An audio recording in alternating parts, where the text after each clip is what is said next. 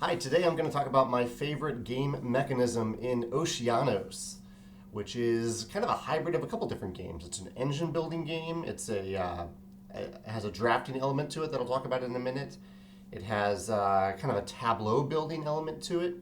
The basic theme in this game is that you are running a submarine down into the depths of the ocean to explore what's down there and look at the fish and pick up some treasure and upgrade your submarine using these crystals that help you power up. I've had a lot of fun with it. I played it a couple times over the last few weeks. And my favorite game mechanism in this game is what I briefly described as a drafting mechanism, but that's not quite it. The best way that I think I can describe this is it's the opposite of the master builder mechanism in Castles of Mad King Ludwig, which is one of my favorite games and one of my favorite mechanisms in any game. So in Oceanos, on your turn,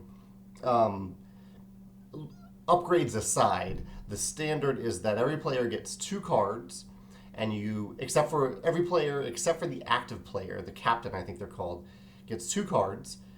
You pick one of those cards to keep, and you give the other one, the discard, to the current captain. And the captain chooses one of the cards that he gets from all the other players and plays one of them. So this is the mechanism. It's very, very simple. That's the whole thing. But it adds some interesting layers to the game because instead of the captain kind of giving out cards to all the other players, all other players are getting a choice. Which card do they want to keep and which card do they want to give up to the captain?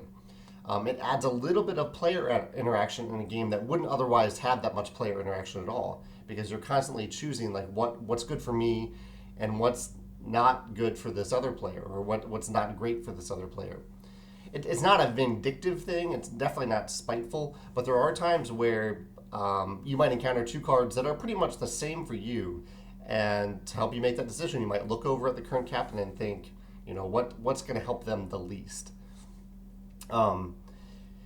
It feels a little bit like drafting because every turn you're getting a new hand of cards and you're picking one, but you're not passing them to the player on your left. You're passing them to the captain. That's why it feels a little bit like drafting and a little bit like the reverse of a master builder mechanism. Now, is this mechanism any better than if every player just drew two cards, including the captain, and picked one? Not necessarily. I think the game would be fairly similar.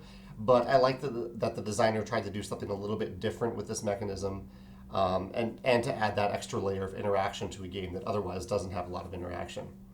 And overall, I love the economies created by the Master Builder mechanism.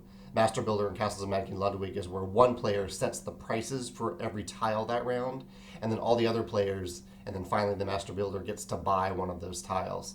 So it adds this really interesting economy between the players of how do you price this, how do you value this, how do they value this. I really, really like that type of interaction in games. So Oceanos, my favorite game mechanism, is this drafting master builder, reverse master builder mechanism hybrid. If you have a favorite mechanism in Oceanos that you'd like to share, I'd love to hear it in the comments. Or if you have a favorite kind of twist on drafting or that master builder mechanism that you'd like to share, I'd love to hear about that as well.